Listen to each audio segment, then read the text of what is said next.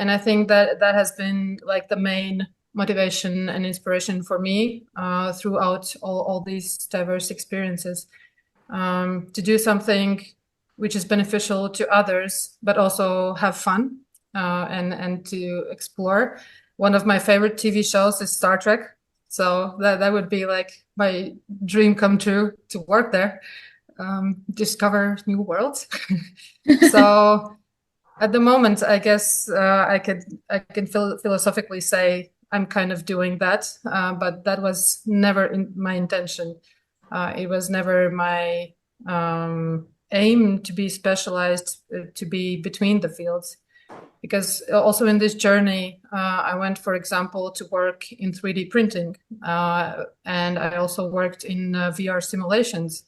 Maybe you have heard there is a company actually in US called Exonicus, which is military simulations.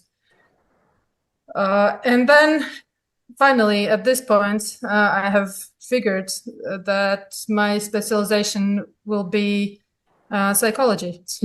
That's how I call it at the moment, because I believe all the good, if you want to have good technology, if you want fitness to work, it's all actually about psychology and